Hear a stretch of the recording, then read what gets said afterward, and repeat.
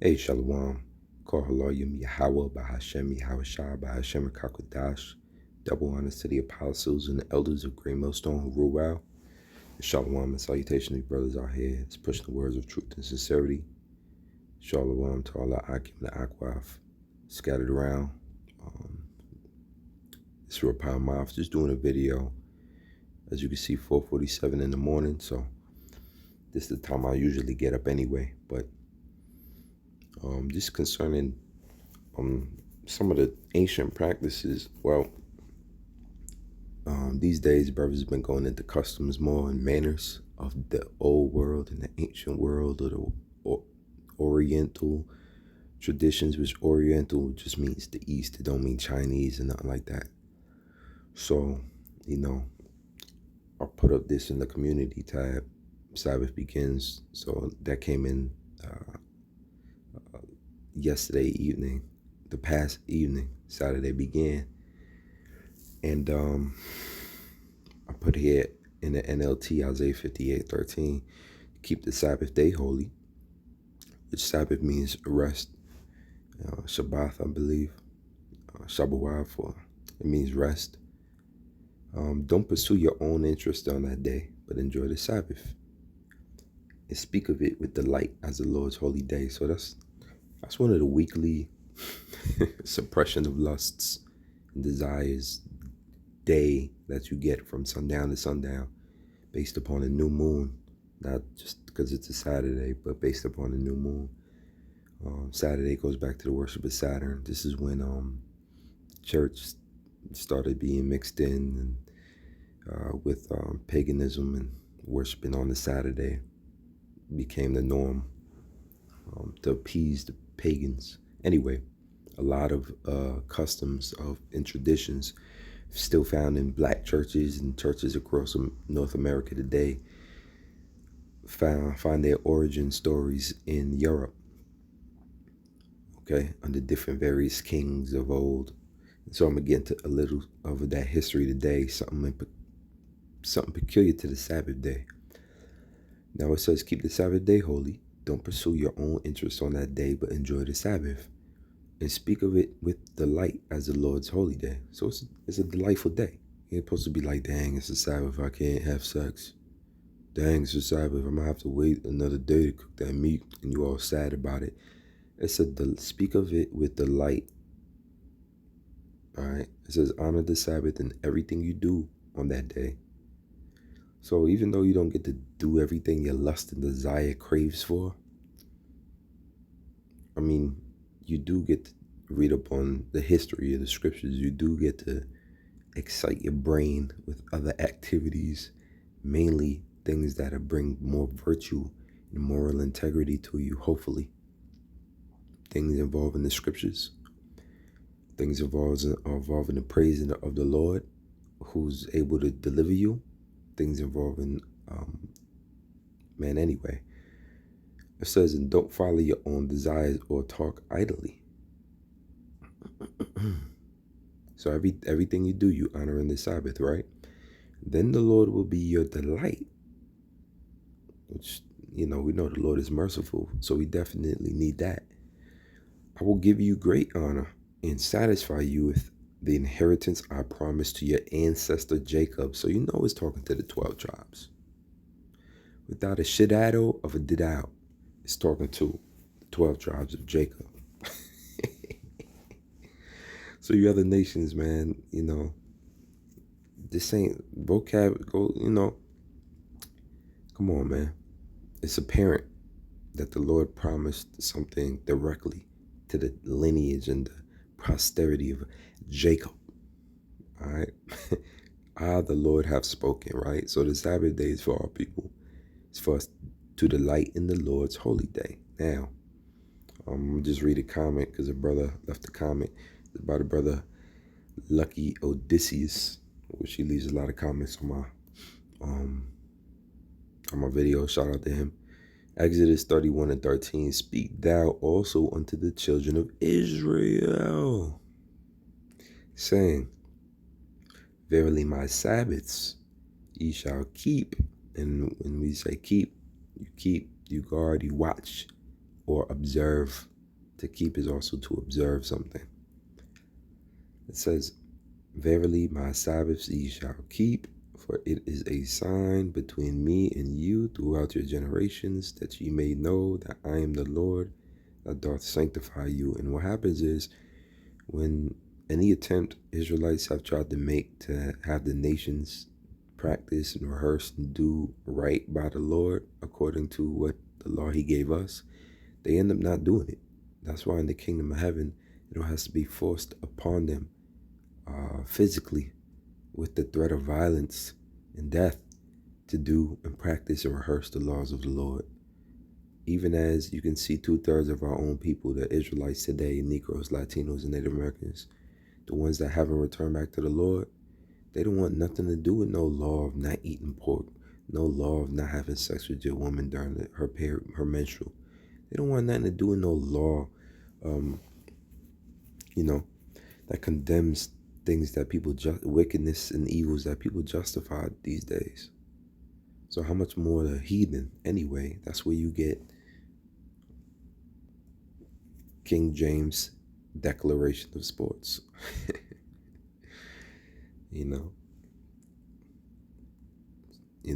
So Wikipedia has something called the Declaration of Sports page, and it says the Declaration of Sports, also known as the Book of Sports, was a declaration of James the First of England. You know who James the First of England is? It's none other than King James of the 1611 version of the Bible. All right. It says he issued just for Lancashire in 1617. So this is right after the KJV came out. Nationally in 1618, and reissued by Charles I, his son, in 1633. It listed the sports and recreations that were permitted on Sundays and other holy days. So here they started to tell you what you can do on a Sunday, which was the day that everybody went to church, because the custom of worshiping the sun was popular. So they decided to make Sunday to appease the heathens and the pagans, to worship God on the Sunday, day of the sun, which many people worshipped in other religions anyway. These were recreations and sports, and he initiated this book. The book says, the Book of Sports, as let forth by King Charles I, with remarks upon the same. London, price 1 penny. All right, so the Book of Sports, now check it out. Issued under James I, it was originally issued in consultation with Thomas Morton, Bishop of Chester, to resolve a dispute in Lancashire between the Puritans and the gentry, many of whom were Roman Catholic. Because during this time was a situation in which there were a lot of Roman Catholicism was dying in this region of Europe, and Protestantism, by way of John Calvin and Martin Luther, started becoming more prevalent. So there was a lot of disputes at that time. And to solve disputes and resolve disputes, they would come up with new laws, right? So the initial declaration was just for Lancashire, but in 1618, James made the declaration national. The 1618 declaration had largely the same main text as the 1617 version, but with an additional paragraph at the beginning explaining that the king had decided to make the declaration applicable to the whole of England. Let's jump down. The declaration listed archery. So here's the sports, right? It's called the Declaration of Sports for a reason. Here's the sporting that you could do on a holy day, ordered by King James for England. The declaration listed archery, dancing, leaping, vaulting, or any other such harmless recreation.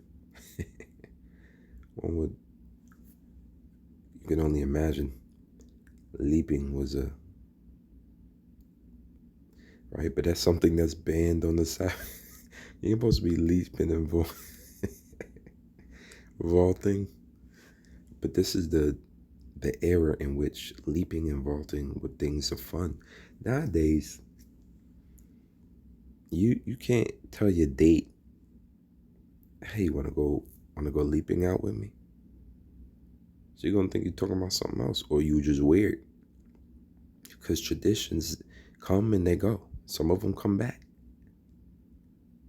But this is what that time was like. It was a much more simpler time.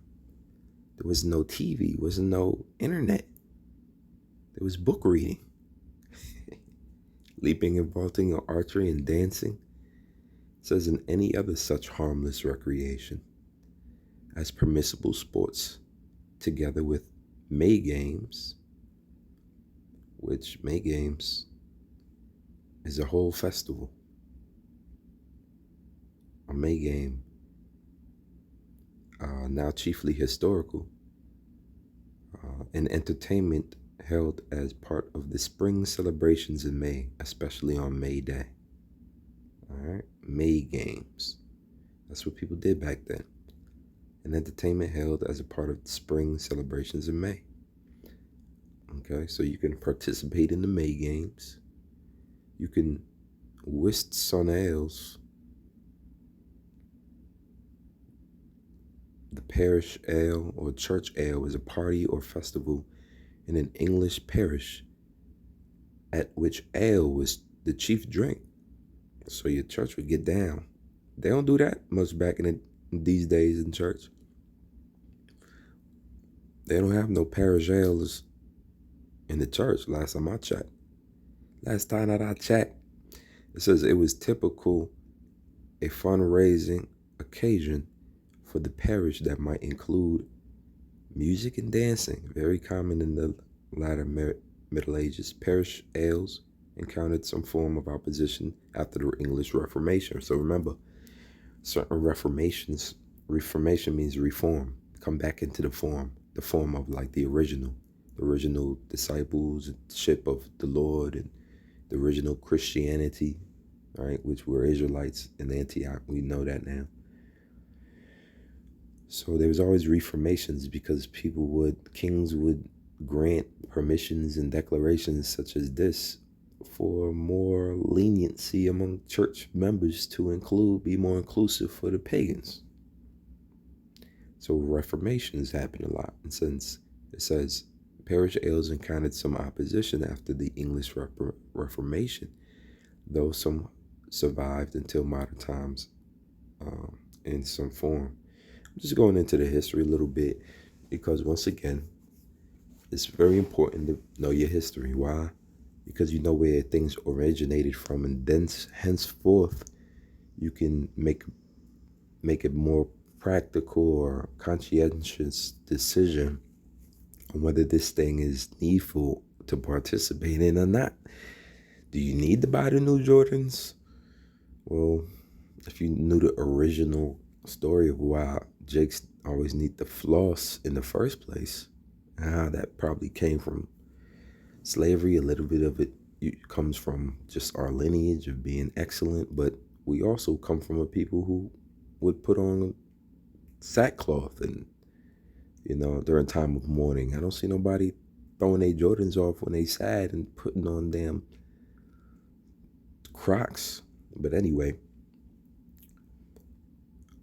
so we talking about May games and things that King James the First, along with his son Charles the First, declared as acceptable things to do on holy days and Sundays, permitted events. So you can go drinking with your church friends.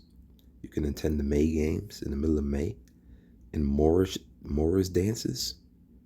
Morris dancing is a form of English folk dance. It is based on rhythmic stepping and the execution of choreographed figures by a group of dancers, usually wearing bell pads on their shins. Implements such as sticks, swords, and handkerchiefs may also be wielded by the dancers. In a small number of dances for one or two people, steps are near and across a pair of clay tobacco pipes laid one across the other on the floor. They clap their sticks, swords, and handkerchiefs together to match the dance. There's some pipe dancers. Moors dancers. All right, probably only see that if you go to England. Look like a Jake doing some Moors dance. You know, we was tearing it up. It's probably why they got the name Moor in it. So these are the different Moors dancings. You've probably seen some of these before. It look like they wearing lederhosen. Looks like some Germans. Okay, they got these sticks out. A lot of these traditions, man, come to find out Jake done started it. Who's Jake? The 12 tribes of Israel. Jacob. So-called Negroes, Latinos, Native Americans. Yeah, we ruled. King James' original image of him was a so-called black man. So come to find out his son was also a so-called black man. And I don't care how many whitewashed images you might see. Look like you got it, man.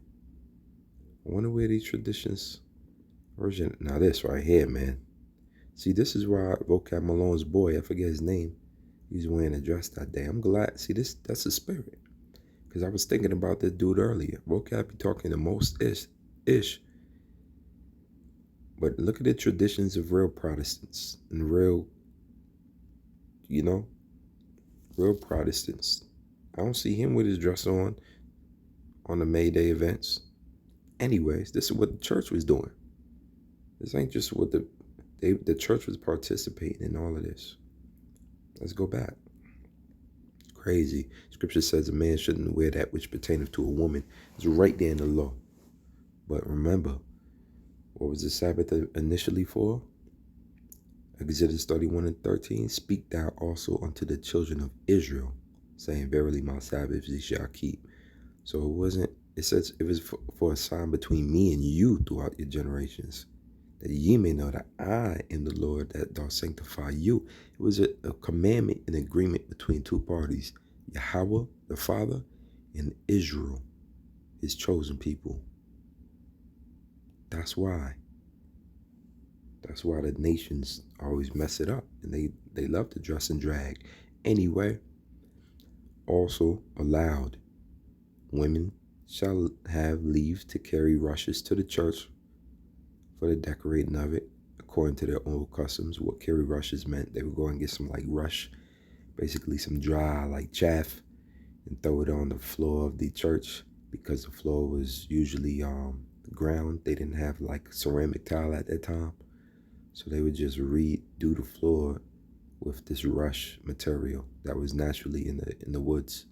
So the women would go and leave and carry the rushes. So they would do that on the Sabbath day. It says amongst the activities that were prohibited were bear and bull baiting, interludes, and bowling. So you couldn't do bear baiting. What was that? That was a whole tradition coming from England and Spain, in which bull baiting is a blood sport involving pitting a bull against dogs. That's right. This is what England was known for. Now talk about customs that don't exist no more. This is 19th century, bro. So it was only relinquished in the latter years. See that flying in the air? That's a dog. That's a bull. That's a pit bull. That's where the word pit bull comes from. Bull baiting. They would breed dogs just for the sake of baiting the bull. So they would hook this bull with a ring in his nose up to the stake in the ground. There go that word stake. And they would set these dogs loose, each person paying to have his dog take down the bull for a reward. And all the dog had to do was go and bite the nose of the bull and hang on and latch on. And then he baited the bull. They knew they wasn't going to kill the bull. They just had to bait it. So sometimes they would let the dogs out one at a time. And the bull I'll read some of it. They would make the bull go all crazy. Look at that. Bull baiting, a sport of England. It looked like a Jake right there. You know, this is an old arena too. They had arenas. Look at the bull inside. Look at the dogs. This is the bull baiting. This is over in London, I believe. The bear baiting. So this is where the bear would be baited. Same thing. Grab the snout. Bull baiting, y'all. Our old lost tradition. Look at that. And this is in New Orleans. Watch this caption at the bottom. Bull and bear fight, New Orleans. This is North America now. So they brought it to America. But they would put a bear and a bull in the same ring to fight each other.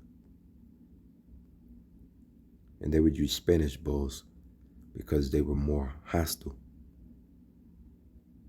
So this is their tradition, man. It's just interesting.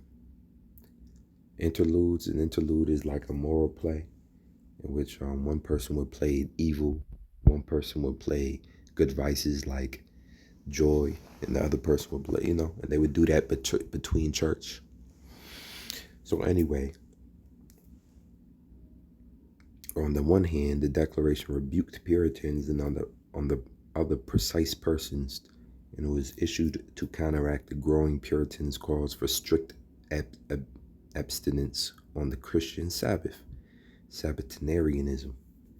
On the other hand, it condemned Catholics and others who did not attend church services in their parish, as the Declaration specified that only people who had first attended divine service were entitled to participate in the recreations afterwards. Alright, so this caused a lot of problems for King Charles I, who they ended up killing. Alright, but he reestablished his father's declaration, and that started causing some problems. It says attempts to enforce the declaration came to an end with the fall of Archbishop Laud in 1640, and Parliament ordered the book publicly burned in 1643, 2 years before Laud was executed. And they executed later on King Charles I. So that's just a little history dating back, getting a little clarification on why certain things are permitted on Sundays today. If Sunday is a holy day to the Christian church, you can ask them this question: were they going after church? Even to this day, amongst certain Christian denominations in America, in North America, in USA especially, the whole Sunday is supposed to be like a holy day. That's stemming back to this time in England, in times before, where it was declared what you could and could not do, what is unacceptable, unacceptable. If you hit the booty club after church, and you go and you see the pastor up in there, pastor, pastor ain't supposed to be there, right? According to the church, pastor ain't supposed to be there at all. But that's the point, man, is that they tried to integrate what was just for the people of the Lord initially, as we read in Exodus 31 and 13, and also in the scripture I put up, Isaiah 58 and 13, keep the Sabbath day holy. Don't pursue your own interest on that day, but enjoy the Sabbath. So that's where it comes from, not pursuing your own interest. You can't just later on declare, well, I declare as king. And that's why that whole monarchy of, the king, the scriptures tell you many things concerning kings. In the book of 2 Chronicles 12 and 1, it's titled Shishak of Egypt invades Judah. And it came to pass, when Rehoboam had established the kingdom and had strengthened himself, he forsook the law of the Lord and all Israel with him. And it came to pass, in the 5th year of King Rehoboam, Shishak, king of Egypt, came up against Jerusalem, because they had transgressed the law of the Lord, with 1,200 chariots and 3,000 score horsemen. And the people were without number that came with him out of Egypt, the Libyans, the Sukkims, and the Ethiopians, and he took the fenced cities which pertained to Judah and to Jerusalem. So these kings of Israel started to establish themselves and strengthen themselves, and then forsook the law of the Lord, and then immediately were punished by heathen nations capturing us. This is a constant thing dealing with the kings of Israel or the kings of Judah. You jump down, it says, plunder impoverishes Judah. Verse 9, so Shishak, king of Egypt, came up against Jerusalem and took away the treasures of the house of the Lord and the treasures of the king's house. He took all. He carried away also the shields of gold which Solomon had made, instead of which King Rehoboam made shields of brass, and committed them to the hands of the chief of the guard, that kept the entrance of the king's house. And when the king entered into the house of the Lord, the guard came and fetched them, and brought them again into the guard chamber. Verse 12, and when he humbled himself, the wrath of the Lord turned from him, that he would not destroy him altogether. Also in Judah things went well. So as he turned back to the Lord, right instantly, what would the Lord do? Protect him and turn his wrath away from him. In the book of 2 Chronicles 33, it's titled Manasseh Succeeds Hezekiah in Judah.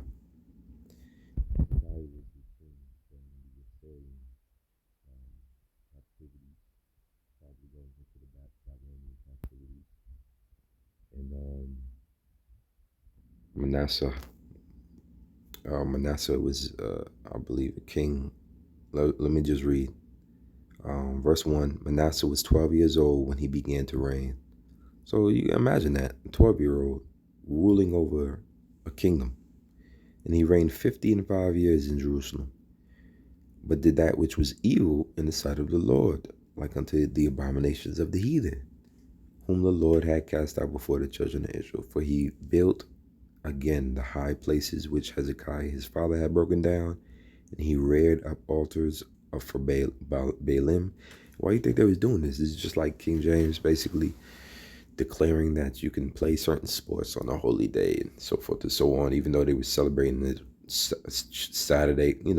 Christianity in the 1600s, Roman Catholicism, Protestantism, and Puritanisms, and it was nothing like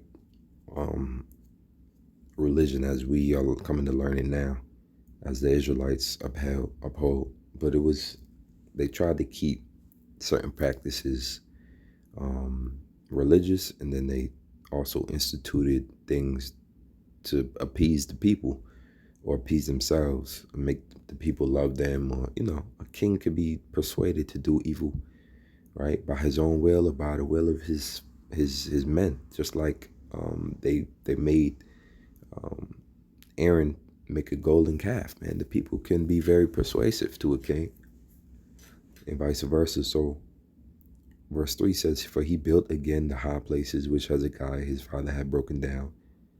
And the high places, if I get what that means, the high places, it says high place, it's not talking about a mountain. It's talking about right there. See, high places, places of worship. Places of worship. What would they worship?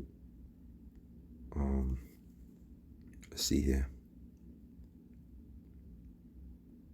See if we can get a better definition. So places of worship. Let's go down. High places of Israel. High places as worship. Part 3 says, high places at places of worship at first on hills and mountains, later on artificial mounds.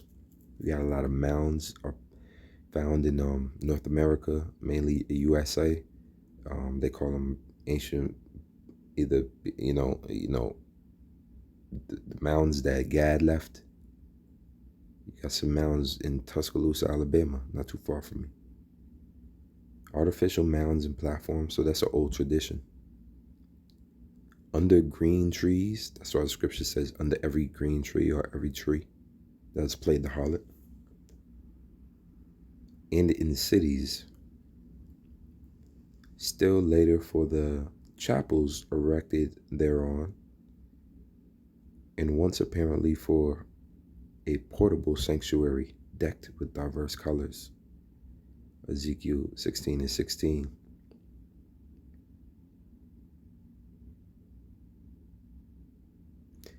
And of thy garments thou didst take, and deckest thy high places with diverse colors.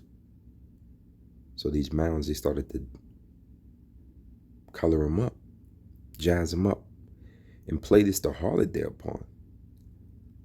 The like things shall not come, neither shall it be so. So Israel is known for doing this as a form of idolatry. And once apparently for portable sanctuary, the ancient worship of Israel was conducted on these high places. In times of Samuel and David, they ascended to them, descended from them, and offered sacrifices on them. So there was a history in a period of time when Israel was doing right by this custom and doing wrong. Let's read if this is a right or wrong. And I'm going on a little tangent, but at this point in time, I'm studying for myself. 1 Samuel 9:12, and Habarat edified too. And they answered them and said, He is, behold, he is before you. Make haste now, for he came today to the city, and there is a sacrifice of the people today in the high place. In the high place. As soon as ye be come into the city, ye shall straightway find him, for he go up to the high place to eat. For the people will not eat until he come, because he doth bless the sacrifice, and afterwards they eat that be bidden. Now therefore get you up, for about this time ye shall find him. And they went up into the city.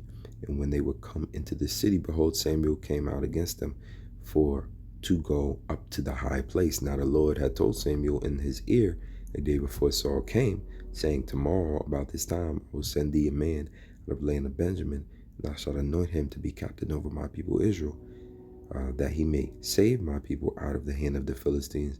For I have looked upon my people, because their cry is coming to me. And when Samuel saw the Lord Saul, the Lord said unto him, Behold, the man whom I spake of thee, this the same shall reign over my people. Then Saul drew near to Samuel in the gate, and said, Tell me, I pray thee, where is the seer's house? So that's just a little bit of history. I ain't finished out to verse 25, but I can. And I want to grab the rest in the NLT. I'm going to grab the rest in the NLT. It says here. So reading the rest in the NLT, verse 18. Just then Saul approached Samuel and asked, let me see, whoever's on the off. Verse 17. This is 1 Samuel 9:17. When Samuel saw Saul, the Lord said, That's the man I told you about. He will rule my people. Just then Saul approached Samuel at the gateway and asked, Can you please tell me where the seer's house is? I am the seer, Samuel replied. Go up to the place of worship ahead of me. We will eat there together, and in the morning I will tell you what you want to know and send you on your way. And don't worry about those donkeys that were lost 3 days ago, for they have been found. And I am here to tell you that you and your family are the focus of all Israel's hopes. Saul replied, But I'm only from the tribe of Benjamin, the smallest tribe in Israel. My family is the least important of all the families of that tribe. It's interesting that he say that. Why are you talking like this to me? Then Samuel brought Saul and his servant into the hall and placed them at the head of the table, honoring them above the 30 special guests. Samuel then instructed the cook to bring Saul the finest cut of meat, the piece that had been set aside for the guest of honor. So the cook brought in the meat and placed it before Saul. Go ahead and eat it. Samuel said, I was saving it for you before I invited these others. So Saul ate with Samuel that day. When they came down from the place of worship, which is the high place, and returned to town, Samuel took Saul up to the roof of the house and prepared a bed for him there. So that's the high places that they was worshiping at during the time of Samuel and Saul. So this is a custom, all right? Places of worship, high places. Ancient worship of Israel was conducted on these high places. So this was in a good sense. They ascended to them, descended, and offered sacrifices on them. Also in 1 Samuel 10 and 5, it says, after that thou shalt come to the hill of Yahweh, where is the garrison of the Philistines, and it shall come to pass when thou art come to the city, that thou shalt meet a company of prophets coming down from the high place, with a psaltery, a tabret, a pipe, and a harp before them, and they shall prophesy. And a psaltery is an ancient and medieval music instrument, like a dulcimer, played with by plucking the strings of the fingers with fingers or a plectrum. What is psaltery in the Bible? An instrument of music used by the Hebrews, the form of which is not known. So they play music. They played music.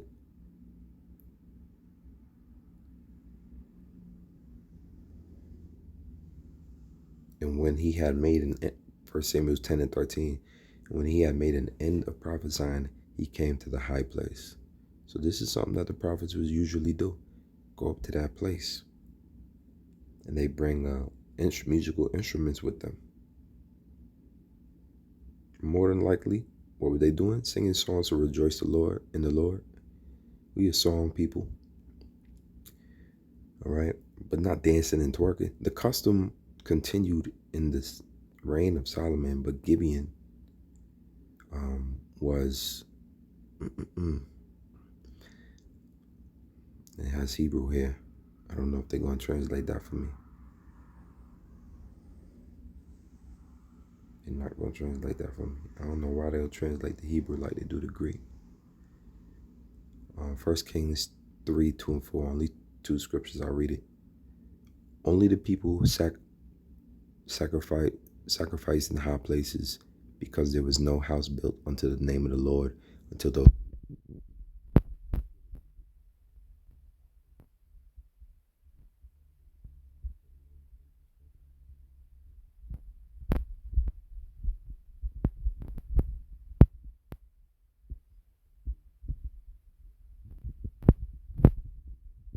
certain things, and that wouldn't be going off. It's only going off if you serving idols up there. And Solomon loved the Lord, walking in the statutes of David his father. Only he sacrificed and burnt incense in high places. So you can go up there, you wouldn't sacrifice, but you can go up there, burn incense, and just send up prayers. That wouldn't be going off. And the king went to Gibeon to sacrifice there, for that was the great high place. 1,000 burnt offerings did Solomon offer upon that altar. So there'd be altars up there.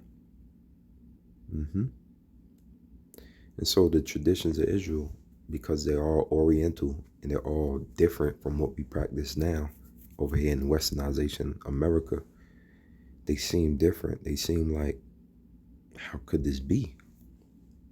Israel going up to a high place, that seems immoral. That seems like witchcraft. That seems like something heathens would do.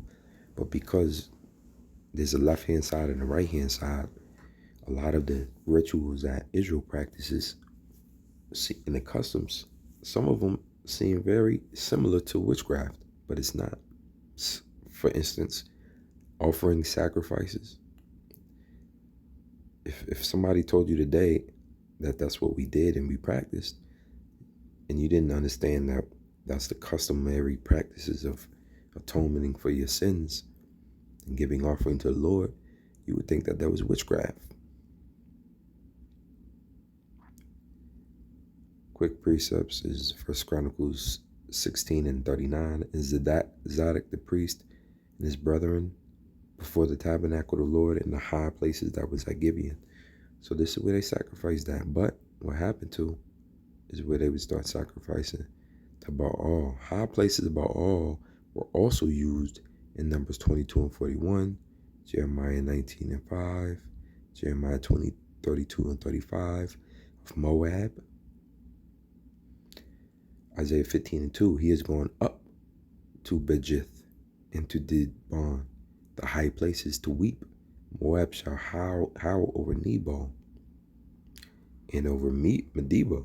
And all their heads shall be baldness and every beard cut off. So as you can see, Moab, all the nations had their own gods that they would worship on the high platforms or high places. Let me check Numbers real quick, 24 and 41. And it came to pass on the morrow that Balak took Balaam and brought him up into the high places of Baal, that thence he might see the uttermost part of the people. So they was going up there and sacrificing. Isaiah 16 and 12.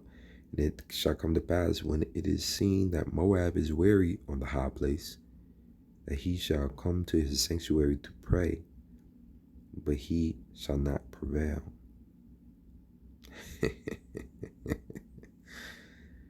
All right, so he had a lot of these places, the high places, Chemosh and Mekcom of the Mount of Evil Council, opposite of Jerusalem in 1 Kings 11 and 7. Then did Solomon build an high place for Chemosh, the abomination of Moab, and the hill that is before Jerusalem, and for Molech, the abomination of the children of Ammon. Why was he doing this? Because his wives. He started dealing with them foreign wives. And the foreign wives was like, do for me, Solomon, do for me. Do for me. What's the title? Just Solomon turns from Yahweh.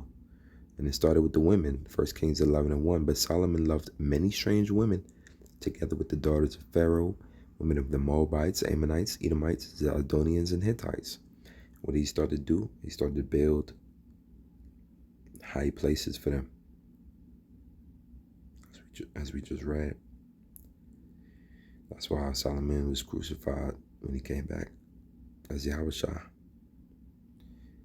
All right, interesting. The kings of Israel built high places, and the people worshipped there. These were also used by the mixed population after the exile of Israel. These various idolatrous high places were first destroyed by Josiah. The worship of Yahweh on high places continued in Judah until the exile. The sanctity code predicts that Yahweh will destroy them. Let's get that. Leviticus 26 and 30. And I will destroy your high places and cut down your images and cast your carcasses upon the carcasses of your idols, that my soul shall abhor you. So there's a difference between, it's about what idol you serve, right? So, similar to eating meats, eats meats offered unto idols versus meat offered unto the Lord. It's not the meat, it's how it was offered. They were regarded as a reason for the rejection of Shiloh.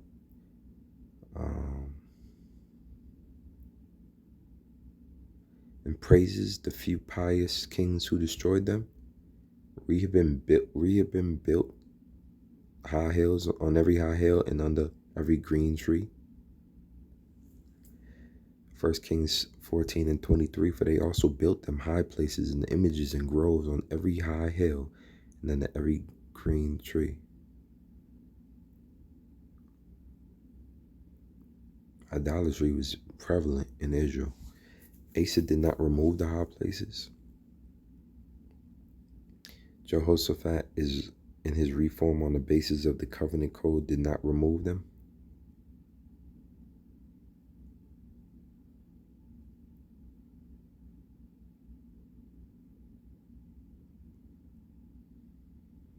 Jehoram, Jehoram, his son, made high places in the sacrifice in the cities of Judah, and they had sacrificed on high places on the hills and on every green tree and in the city of Judah.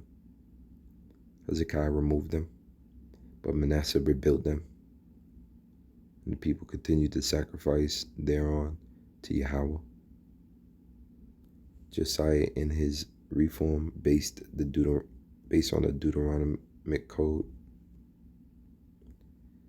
defiled them and break them down to Geba. So based on this Deuteronomic code that they're referring to,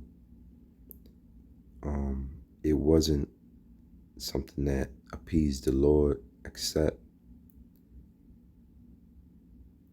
because it's only when they was created for worshiping idols that it was unlawful. It was only when it was pagan worship, because a high hill is a place of worship. At first, hills and mountains, later on, mounds and platforms.